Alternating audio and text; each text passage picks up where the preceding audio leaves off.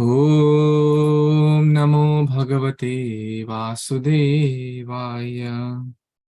Om Namo Bhagavate Vasudevaya. Narayanam Namaskrityam Naram Chaiva Narottamam Devim Saraswatim Vyasam Tato Jayam Udiraye. Nashtaprayeshu Abhadreshu Nityaṁ bhāgavata-sevayā Bhagavati uttamashloke bhaktir bhavati naishtaki Ārādhayo Bhagavan Vrajeshatanayas Tadhama Vrindavanam Ramya Kachitupasana Vrajavadhu Vargena va kalpita Śrīmad-Bhāgavatam pramanamamalam prema pumartho mahan Śrī Caitanya Mahāprabhu matamidam tatradharana paraha Jai Shri Krishna Caitanya Prabhu Nityananda Shri Advaita Gadadhara Shrivasadi Gaura Bhakta Vrinda Hare Krishna Krishna Krishna Hare Hare Hare Rama Rama Rama Hare Hare. Hare Krishna, dear worshipable devotees, thank you so much for your valuable time to join in today's reading of the Śrīmad-Bhāgavatam. So, what are we going to do today? We are reading the ripened fruit of all the Vedic knowledge, which is the Śrīmad-Bhāgavatam, which is the essence of all Vedic literatures. And I mentioned yesterday that I'm going to share a little bit about the book Light of Bhagavat. So, this is a very beautiful book called The Light of Bhagavat. Because Bhagavatam is like the real beacon light in the dark age of Kali Yuga. As Krishna, is a beautiful verse in the preface, Krishne swadhamupagate dharma jnanabdhi saha kalau nashta drisham esha purano adhuno ditaha. So what that means, the Bhagavad Purana is like the brilliant sun, and it has arisen just after the departure of the Lord to his own abode, accompanied by religion, knowledge, etc. Persons who have lost their vision due to the darkness of ignorance in the age of Kali shall get the light from this Purana. Therefore, this is entitled the Light of Bhagavata. And this book called the Light of Bhagavat is very, very special. Why it is very special? I'm sharing a picture. This is like the cover page of the book, The Light of the Bhagavat. So just to give a brief background, our dear founder Acharya, His Divine Grace, Srila Prabhupada, he was invited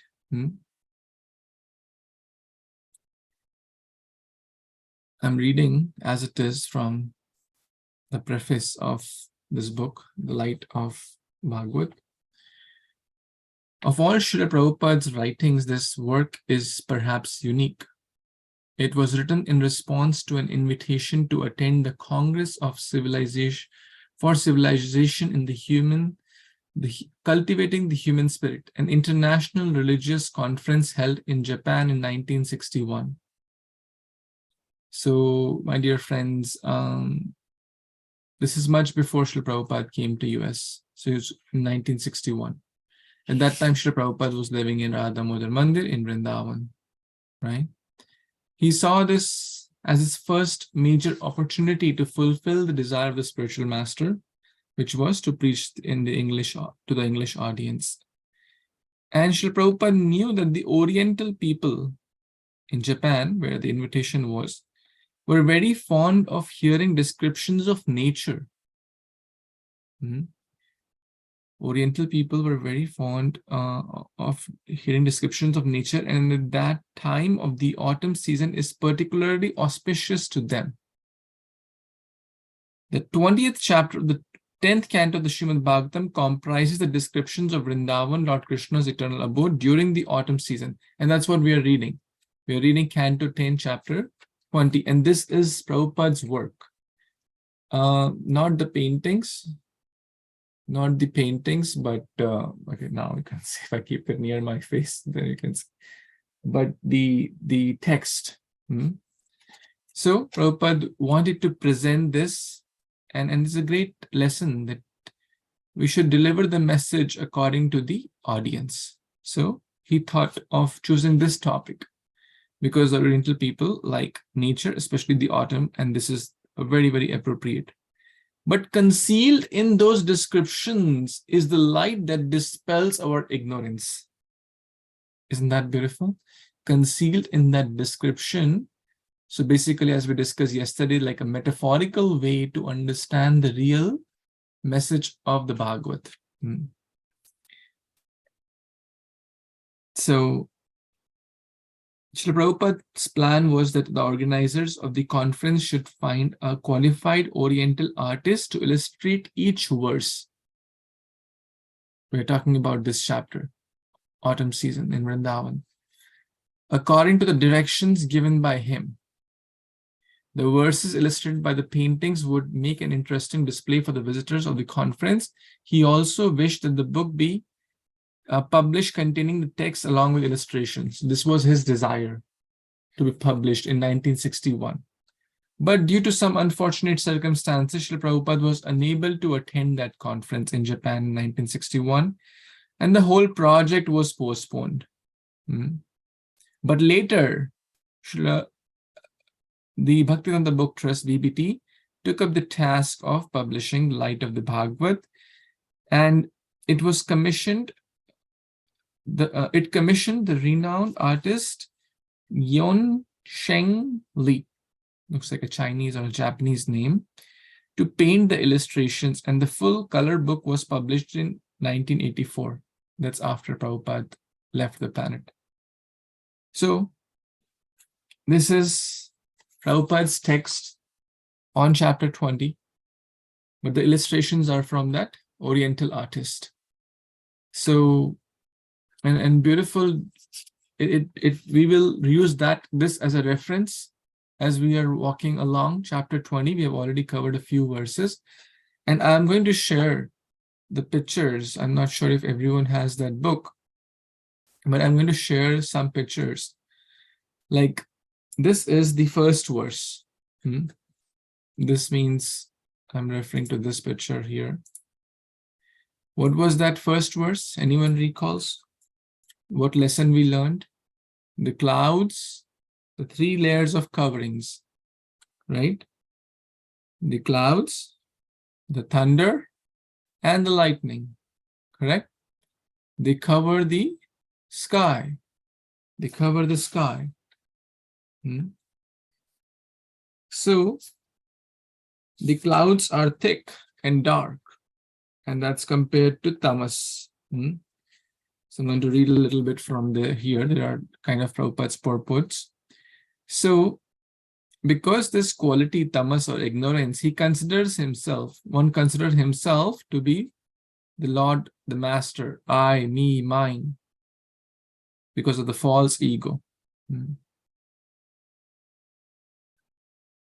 So a living entity is like the limitless sky. He becomes covered with the cloud of forgetfulness, However, in his tendency for enjoying the material world, so the clouds are dark. And then what happens? The forgetful living entities, individually and collectively, make the sound like thundering clouds. I am this. It is ours. It is mine. Trespassers, prosecuted, beware, don't enter, this is my property, all this stuff. We thunder out of ignorance.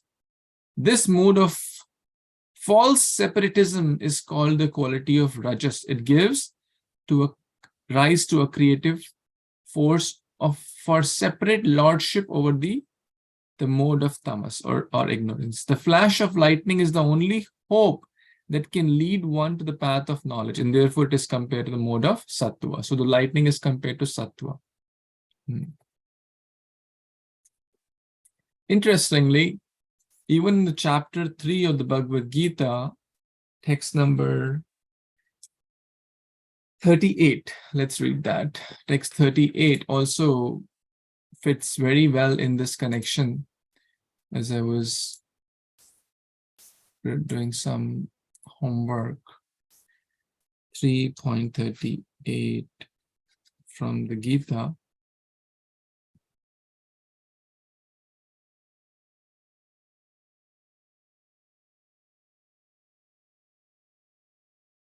Okay, we'll read the verse in the translation. And anyone wants to read, since I've been talking? Yes, let's read this. Yes, Prabhu, please. Hare Kṛṣṇa, devotees, pranam, all glories to Śrīla Prabhupada. Bhagavad Gita 3.38. Dhumana-avrita bhumi jatha darsho maleno cha jatho labhan jatho bhanar labhana vrato garbhas tatha tenadham avritam.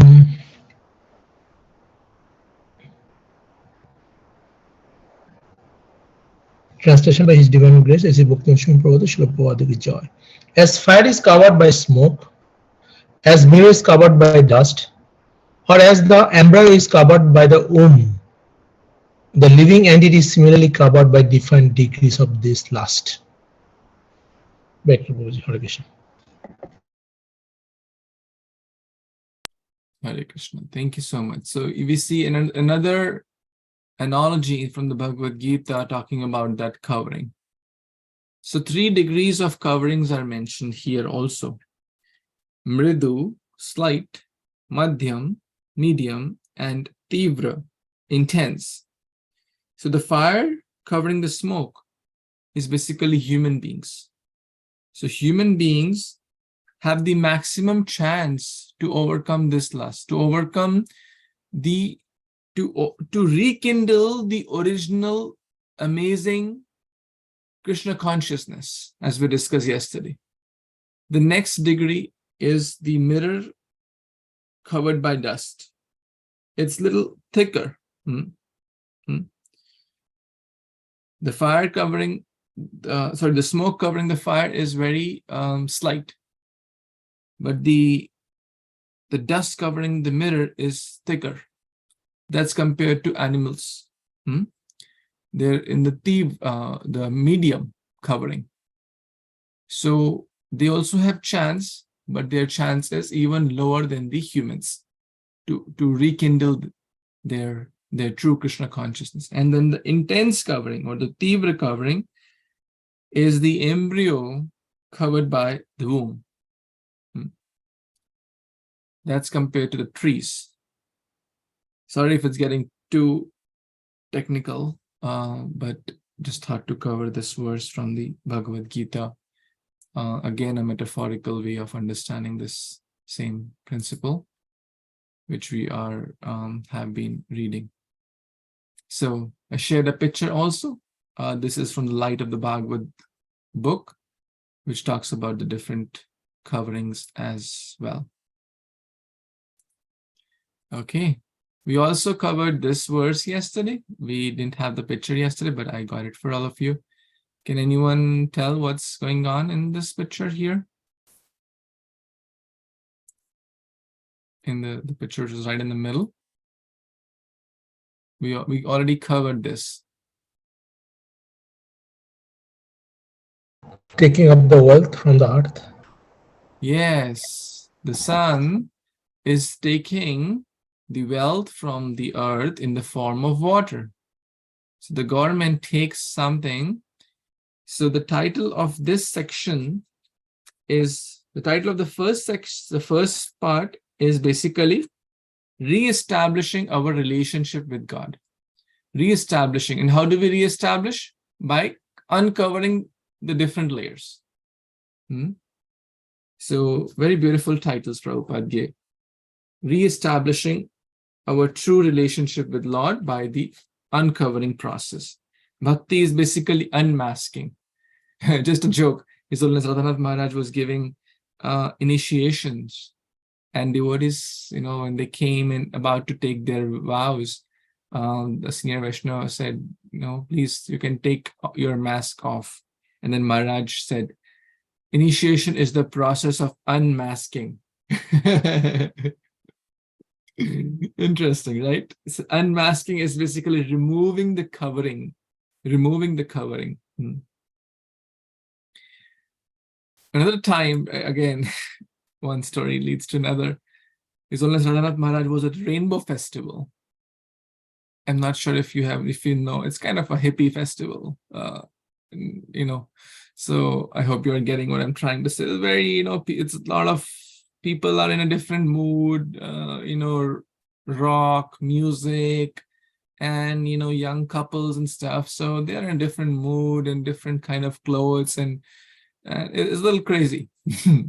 Alcohol, of course. So the Hare Kṛṣṇa devotees also go, and Maharaj used to go. His Holiness Radha Maharaj used to go, and then suddenly the kirtan was about to start, and some young adventurous people said, "Hey, can we dance with our clothes off?" I mean, like, what a weird question, and what a question to like saintly people. And but Maharaj was so witty and so spontaneous. He replied, yes, you can dance by actually taking your real clothes off. What are our real clothes? The clothes of false ego. The clothes, I am this, I am that. I am rich, I am American, I have this car, or I have this degree. You take those clothes off, and that will be your true offering. Taking those designations. So very, very nice. So unmasking, unveiling, that is real connection. So that's the first verse. The second title is Happiness Through the Obedience of the Laws to the Laws of God. So what this slide or this picture is telling, happiness comes when we obey the laws of the God. That means the culture of interdependence. We also discuss how rain is so important, and then we also discuss the cycle of the sun, right?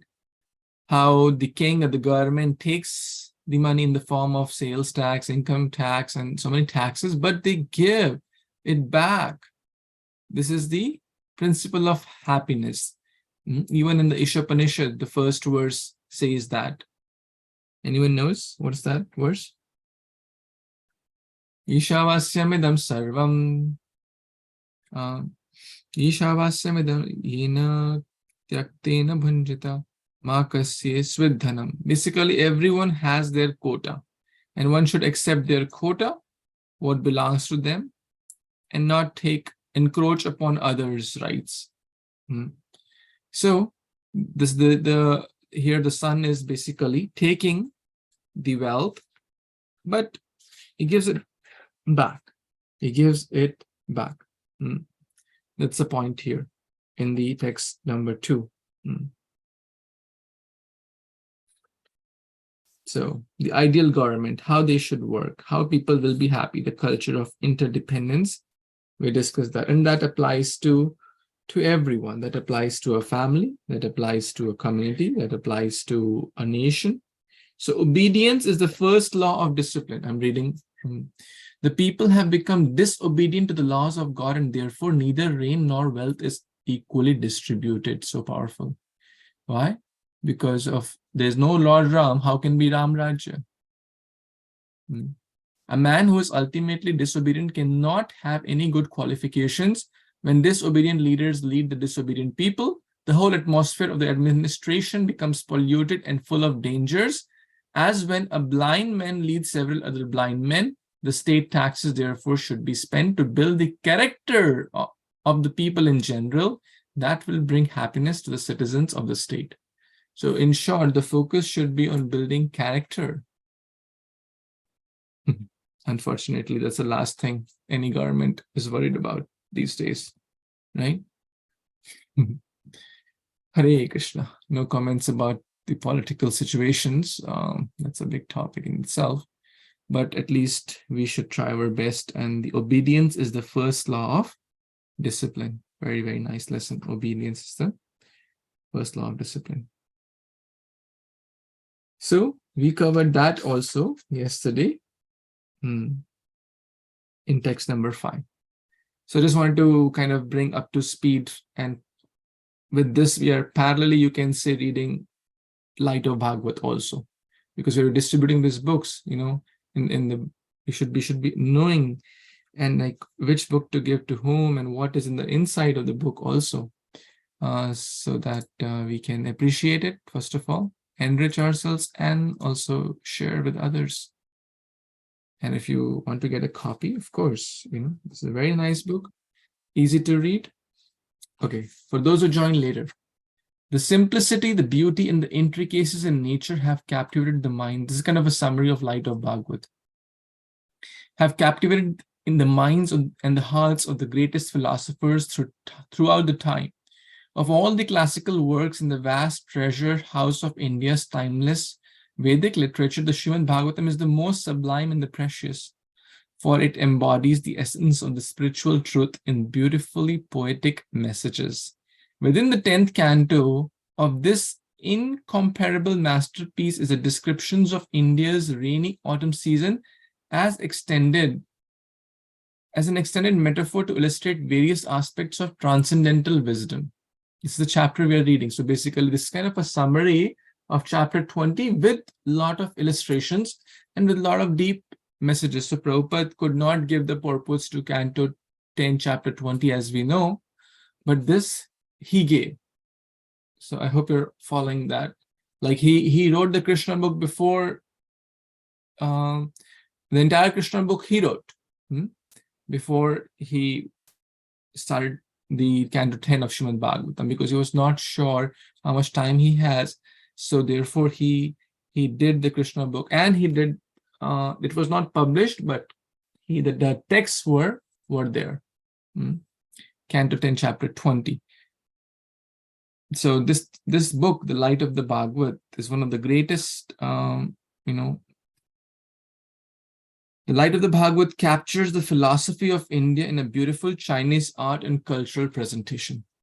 So, okay, so we read a few verses and we saw a few pictures. Now we will move on to the next verse.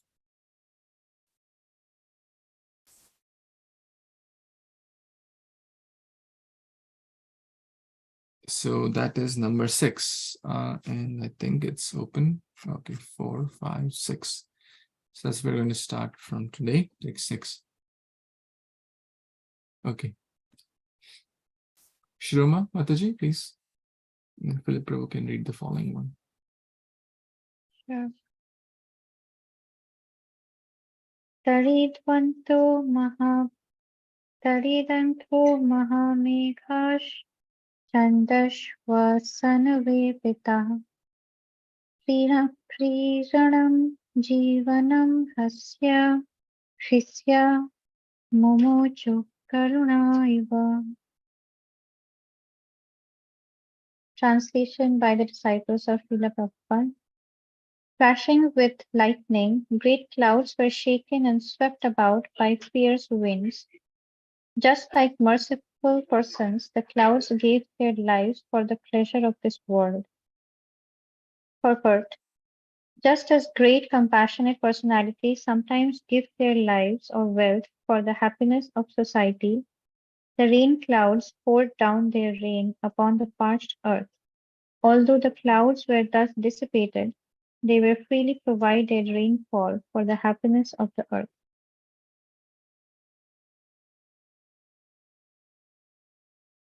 In Krishna, the Supreme Personality of Godhead, Srila Prabhupada comments as follows on this verse, during the rainy season, there are strong winds blustering all over the country and carrying clouds from one place to another to distribute water.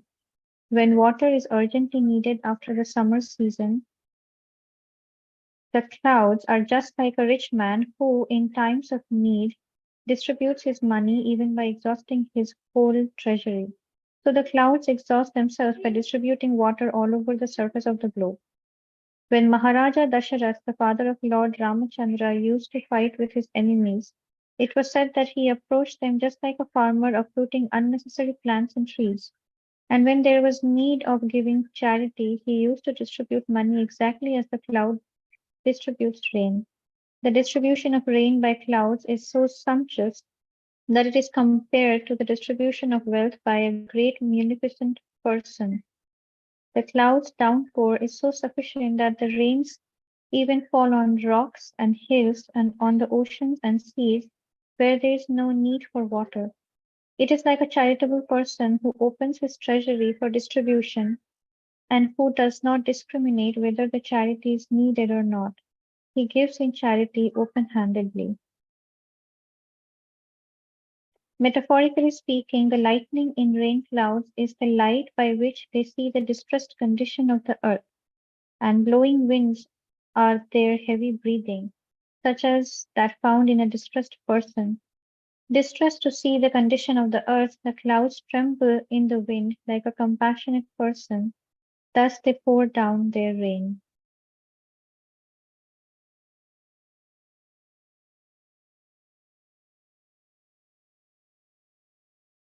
Would you like me to say a few words of what I understood? Yes, please do. I Please do. think it's talking about, it's said directly that it's talking about the importance of compassion and charity. Yeah, those are the two concepts that it was trying to say. I am not sure how to relate it to spirituality. Yeah, I will let you explain.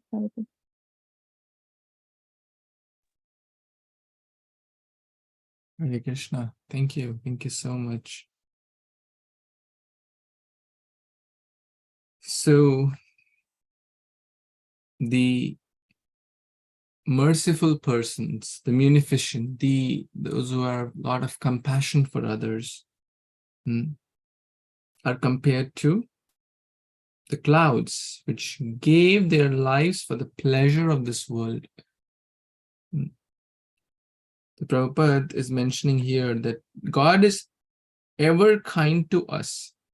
So in the previous verse, we discussed about the obedience to laws of God will lead to happiness. But here, even those who are disobedient, God is showering his mercy upon them. Like the clouds, the rain also falls in the ocean. The rain also falls on the hard rocks where it is not essentially required. So those are compared to the disobedient. And the clouds is like a charitable person who opens in the distribution of his charity without discrimination, open-handedly. And we see that example in so many, like Shribi Maharaj.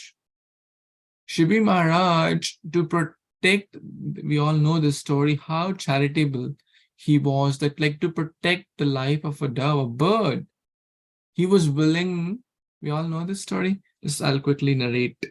So one time, the demigods, the Indra, etc., they wanted to test the munificence, the greatness, especially the charitable nature of a great king named Shribi. And they came. So I think one was Indra and Chandra, or Indra or Surya. So one disguised as eagle and other disguised as the bird, like the dove. And the eagle was chasing the dove. And then this dove comes in the lap of Shribi. He says, "King, protect me. I am your praja. I am also a resident of your kingdom. You being the king, you being the master, please give me shelter." King said, "Sure enough, I will give you shelter. I will give you protection." And the eagle said, "Well, king, This is my food. I am also citizen of your country. I also need food. I am starving. I am hungry. Please give me this dough, this food. Otherwise, I will die. So, problem, right? If he gives the bird to the eagle, then what will he? Well, like, how will he protect? And if he does not, then eagle will die. So the king said to the eagle, okay, you want food? I will give you the food, the flesh equivalent to the weight of this bird, and you can have it. And how will I? I'll not kill someone. I will take my own flesh. So he started chopping his body parts, his arms. He took some flesh from his thighs, some hand, and then put in a balance. Again, let's use the whiteboard.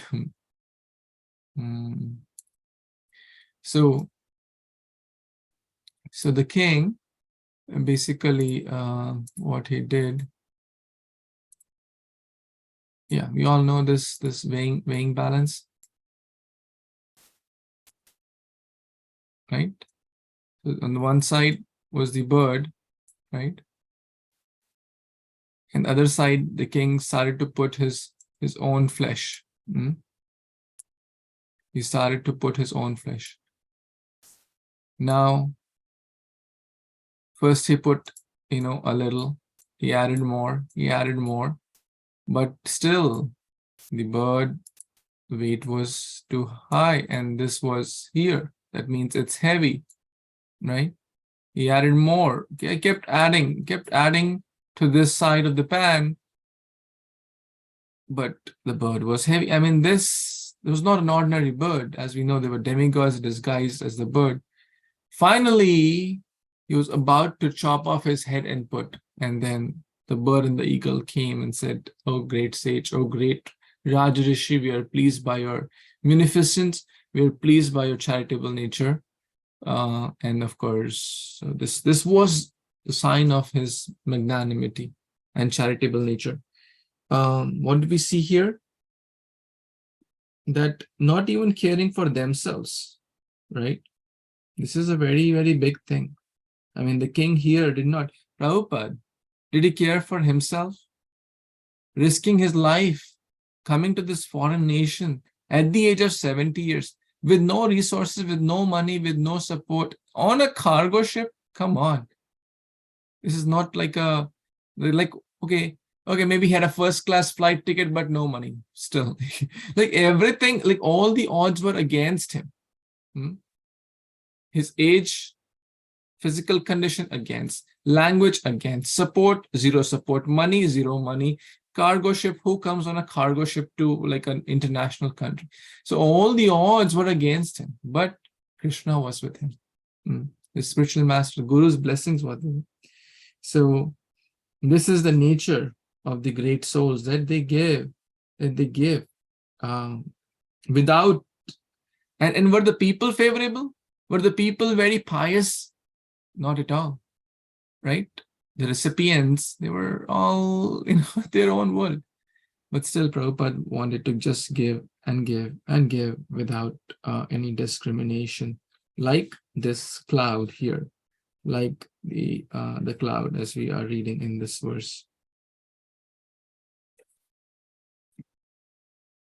Any more thoughts? Any additions anyone has? Yeah, I have a question. So I didn't come to class yesterday, but earlier I think we said that the clouds are compared to tamas, right? Tamas guna.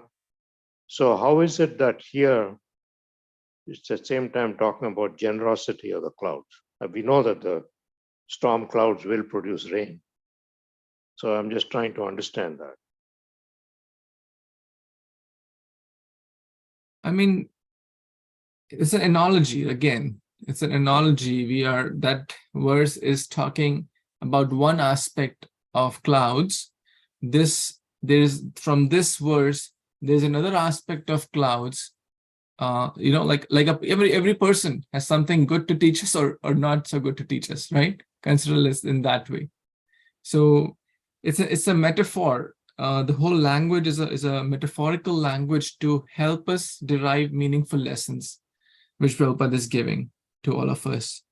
So we don't need to necessarily connect it's the same cloud, or it's a separate, like it's a separate thing in itself. Like take it that way. Yeah. Yeah, and I understand. Thank you, bro. Thank you, Prabhu.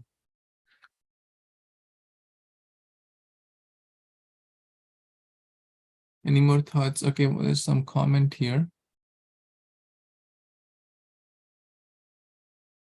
Oh, I think Shubha Mataji asked a very similar question. Hare Krishna Prabhu. Yes, Prabhuji, you answered it already to Raghu Prabhu. Thank you, Prabhuji. Hari Bol. Very well, very well. Thank you. And did we see the picture for this verse? So let me bring to the picture of this verse. This is the picture of text number, the third text. So the clouds are moving, and they gave their lives for the pleasure of the world, like great souls. Okay, with that, let's move on to text number 7. Yes, Philip, Prabhu, please. Hare Krishna Prabhuji. Translation and purport by His Divine Grace Srila Prabhupada Ki Jai and disciples Ki Jai. Tapaha Krisha Deva Midha Asi Dvarshi Asi Nahi Yataiva Kamya Tapasas Tanuhu Samprapya Tatphalam. The earth had been emaciated by the summer heat, but she became fully nourished again when moistened by the god of rain. Thus the earth was like a person whose body has been emaciated by austerities, undergone for a material purpose, but who again becomes fully nourished when he achieves the fruit of those austerities. Wow. Purport. And Krishna, the Supreme Personality of Godhead, Srila Prabhupada, comments on this verse as follows. Before the rainfall, the whole surface of the globe becomes almost depleted of all kinds of energies and appears very lean. After the rainfall, the whole surface of the earth becomes green with vegetation and appears very healthy and strong. Here a comparison is made to the person undergoing austerities for fulfillment of a material desire. The flourishing condition of the earth after a rainy season is compared to the fulfillment of material desires. Sometimes, when a country is subjugated by an undesirable government, persons and parties undergo severe penances and austerities to get control of the government. And when they attain control, they flourish by giving themselves generous salaries. This also is like the flourishing of the earth in the rainy season. Actually, one should undergo severe austerities and penances only to achieve spiritual happiness. In the Śrīmad-Bhāgavatam, it is recommended that tapasya or austerity should be accepted for realizing the Supreme Lord. By accepting austerity and devotional service, one regains his spiritual life. And as soon as one regains his spiritual life, he enjoys unlimited spiritual bliss. But if someone undertakes austerities and penances for some material gain, it is stated in the Bhagavad Gita that the results are temporary and are desired only by persons of less intelligence. So there's a lot there. I'm just going to read the verse translation one more time because that was a long purport. The earth had been emaciated by the summer heat, but she became fully nourished again when moistened by the god of rain. Thus the earth was like a person whose body has been emaciated by austerities undergone for a material purpose, but who again becomes fully nourished when he achieves the fruit of those austerities. So I think in my own, I'll just say from my own experience, from my perspective, I think that's all I can really speak from, because I'm not as qualified to interpret these things. But I think when it's so subtle and hard to know when we're doing spiritual practices for the right reasons or the wrong reasons. And obviously when we hear stories of like, you know, like in the Ramayana, like King Ravana doing all these crazy austerities, you know, for his Rakshasa kingdom and all his terrible things and his thousands of wives or however many wives he had, you know, he did all these austerities, but he did them for the very, very wrong reasons. And yet I feel like in light of this, actually, because I have done a lot of yogic practice and a lot of meditation, and what I learned from the Ramayana and from Ram Navami when I was doing my fast and really immersing myself is that all I know for certain is Hare Krishna and Rama. Every other word or concept is potentially going to lead me astray, but as long as I am tethered to Hare Krishna and Rama, those three words in the Maha Mantra that I chant, then all the other yogic practices that I do in light of that Maha Mantra lead me to true liberation. So as long as as long as all of my sort of disciplines and my yogic practices are pointed towards Krishna consciousness and awakening Krishna consciousness in others through devotional service, then I feel safe that my discipline is being used correctly and that I won't become a demon. Hare Krishna.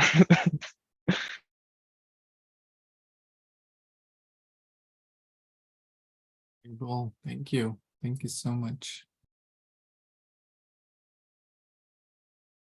Very, very nicely said, Prabhu. So the earth is compared to here, what? A person who is doing material austerities, right? And then who again becomes nourished when he achieves the fruit of those austerities. So what is that? What is that nourishment again? Spiritually done, or it's done for spiritual purpose. No. He's doing material austerities. Yeah, it would be wealth, for instance. Yes. So material accomplishments, right? Temporary material gains may come through material austerity, like Prabhu gave the wonderful example of Ravana. So Prabhupada mentions again in this book, Light of Bhagavatam I'm reading, we should not try to be beautiful like seasonal flowers or greenery. So here, now the rain has come, the earth has done some tapasya, some temporary austerity. The rain has come, now temporary gain is coming. And what is that? Seasonal flowers. Some green, you know, Prabhupada writes here. It appears very lean. After the rainfall, the whole surface of the earth becomes very green with vegetation and appears very healthy and strong. So, Hiranyakashipu also became very healthy and strong, correct? Ravana also became very healthy and strong after doing material tapasya. So, people also do some material tapasya for these reasons. So, become temporary gains, like the rainy season, after the rainy season. But they are weary in the winter. Shina, Punya, Mrityu, Lok, Vishanti. They may go to upper planets, they may go to Swargaloka, they may do some lot of karma kanda, puja, this puja, that puja. They may get some, happiness or some pleasure for short term. But No long-term happiness. Again, back to square. So one should rather try to live in unlimited clear sky overflooded with the rays of the sun and the moon. That is what we actually desire. A life. So the title for this is Life of Freedom in Eternal Bliss and Knowledge, Satchit Ananda. We are not desiring temporary benefits. We are desiring eternity, complete knowledge, and bliss. So we should not worry about different sorts of penance. We should undertake all sorts of penance and austerities to attain that permanent happiness, not temporary happiness, not temporary fickle pleasures of this world. And bhakti is so joyful. There are some austerities like getting up in the morning, following Ekadashi. These are not whimsical austerities. These are not material austerities for material gain. These are austerities following the four regulative principles, following the different tithis like Ekadashi, Janmashtami, etc., celebrating festivals. I mean, it may seem austerity for short term, but once we do it, it becomes so joyful, eating only Krishna Prasad, things like that. Then they become very joyful process. A lot of people do austerity like poking, we don't have to do hard austerities like standing on a bed of nails, walking on coal, like burning charcoal, go to Himalayas and stand on one leg in the cold sub-zero temperatures. Those austerities we don't have to do. They're not recommended for this day. Simple living and Krishna consciousness for eternal happiness, for life of freedom in eternity, bliss and knowledge. This is what Krishna is telling here. This is what Prabhupada is telling here. By accepting austerity in devotional service, one regains his spiritual life, and as soon as he regains his spiritual life, he enjoys unlimited spiritual bliss. Again, from the purport. But if someone takes, is less intelligent, they took temporary austerities or temporary gains, and no use. Keep moving in the cycle of birth and death and keep suffering. That's not what we aspire for as. Any more thoughts, comments in these two verses we covered? Krishna Prabhuji, just very quickly, when I first started chanting, I started chanting mantras seriously probably like a year ago, before I really had a spiritual group or anything. And because I just heard that, I had heard that certain saints would just repeat mantra all day, like in their head internally. And so I just sort of, the sort of yogic scientist in me at that time was just like, I'm just going to sort of try this. And at first it felt like an austerity because my mind was so scattered. And, I would want to like listen to music, and for the nature of my work, I would also listen to like audiobooks and stuff because I'm a fire inspector. And so I have a lot of free time. And so I sort of slowly over the past year, especially before meeting all of you, piece by piece, I was replacing activities that would scatter my consciousness, like audiobooks or podcasts or music, and I would sort of instead just try to chant the mantra. And it felt like an austerity at first, but I suppose it was a spiritual austerity. And what's crazy about the Maha Mantra is now, a year later, what started as an austerity is now like the most blissful thing, and almost to the point where like anytime I'm not chanting feels like an austerity in comparison. Like I can't even really put that into words, but like when I have to stop chanting, I'm like, oh my God, okay, please, can I get this done so I can like, even when I have to talk to people, like for work or something, if I can be compassionate, it's fine. But if someone's like talking to me about something stupid, I'm just like, okay, I just want to chant some more, please get out of my way, so yeah, that's the one. That's why I said all I know for certain is Hare Krishna and Rama. Everything else almost seems like an austerity in comparison these days. And I don't know how I'm worthy of that, but by Krishna's grace. Hare Kṛṣṇa. Krishna, that's so amazing and inspiring, Prabhu. And it is certainly Krishna's grace, and Krishna's grace is proportional to our sincerity and devotion, which you have a lot. Therefore, Krishna's grace is also equally proportionately falling upon you. So, very well, wonderful. Any more thoughts, comments, questions anyone has before we wrap up for today? Anyone wants to add something? I would just like to add that I'm really a beginner, and hearing what Prabhuji just mentioned about his austerity and his Nam Jap, it's so inspiring. It's so helpful and so inspiring. Thank you, Mataji. Yes, I am a beggar who wandered in off the street and heard the mantra as, you know, a white American man, and just started chanting it with no expectations. Just sort of like a scientist would sort of see someone else's results and say, I'm gonna just see what happens. Before I say this mantra doesn't work, and before I say Krishna consciousness, you know, doesn't work, I need to chant this mantra all day, every day, and see what happens. And so for some reason in my weird head, I put full faith in that.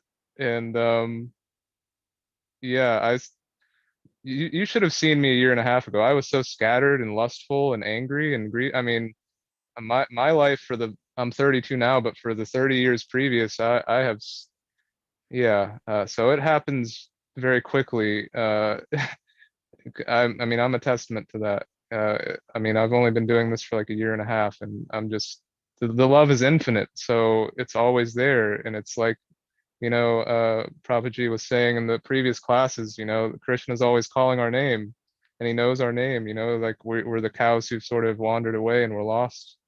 But I guess the more we cry out his name, I guess the quicker he knows how to find us. I don't know. That's all. It seems like that's what happened in my case, because I only just met you all. I mean, I was doing this all by myself. I was telling Susilpa, you know, I was so thankful for the beads, because I didn't even know that beads were an option. And as soon as I got the beads and like sat down and actually like chanted with my eyes closed, I was like, oh wow, this is what I was supposed to be doing the whole time. Hare Kṛṣṇa. Thank you for expanding on that. Hare Krishna, Prabhuji. Very well. Excellent. Very, very nice.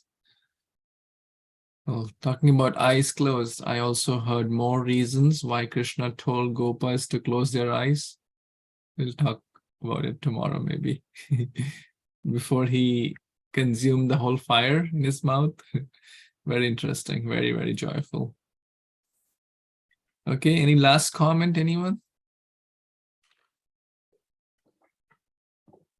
Iskcon Prabhu has joined. Hare Krishna. Yes, Devaki Mataji, yes. Yes, Prabhuji, so Prabhupada is so right by saying that you just chant, chant, and chant. And we see the result. At first we find it hard, but this is my experience. Even in the beginning, we enjoy because we're not so serious. But we enjoy it because Prabhupada said, just chant, chant, and chant. And really we saw the result afterwards. That's my comment, Prabhu. Thank you, back to you. Very well. You reminded me of your beloved spiritual master, His Holiness Navyogendra Swami Maharaj, whom I met in Vrindavan. Yes. He said in Hindi, I'll say and then try to translate also. Itna naam le ki had kar de ki Yamraj bhi tera khata rad kar de. So that means take so much holy name, the had kar de, like, you know, like over inundate yourself with the holy name. And Yamaraj, who is responsible for giving us punishment in the court of Krishna's universal garment, and he will see, oh my God, all his bad accounts have been nullified, or all like the account of his past activities has been destroyed, has been burnt away. All the terabytes of data, all the data banks have been burnt away because he inundated himself and others with the chanting of the holy name. Hare Kṛṣṇa. You always So, say that.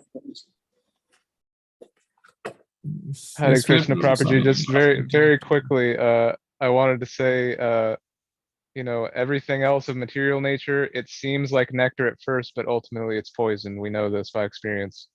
I can only verify by my own experience that Hare Krishna and Rama, those three words, you know, it seemed like poison at first, but it's the actually only nectar in this world. And so it's really weird how that works.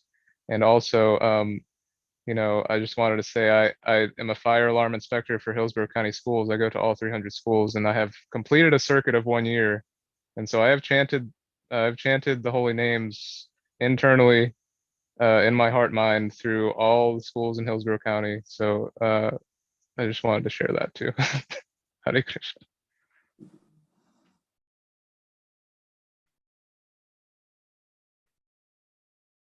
It's amazing. We're purifying all the kids in the school and the environment, the teachers, principal, everyone. And the thing you quoted is actually a verse from Bhagavad Gita 18.37, that which in the beginning may be like poison, but the nectar at the end, and which awakens one to the self-realization, is the happiness in the mode of goodness. Bhagavad Gita 18.37. You can read that in more detail. Very, very nice. Yes, that must be how it got in there, because I listened to a long audiobook of the Gita, so that's definitely where it comes from. Thank you. Haribol. Okay, so we will pause here and continue tomorrow with the next verse of this wonderful chapter. Until that, we can meditate upon the beautiful oriental paintings we saw of life of freedom and eternal bliss and knowledge. And we also discussed today about how the clouds are like the most munificent, charitable person.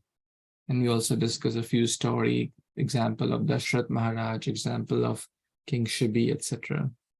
So we'll pause here. Grantraj Śrīmad-Bhāgavatam Purana ki jai. Jagat Guru Śrīla Prabhupada ki jai. Samaveta Gaura Bhaktaranda ki jai. Vanchakalpatarubhyascha kripasindubhya eva cha. Patitanam pavanebhyo vaishnavibhyo namo namah. Thank you. Hare Krishna. Jai Śrīla Prabhupada. Thank you, Prabhu. Hey, We both.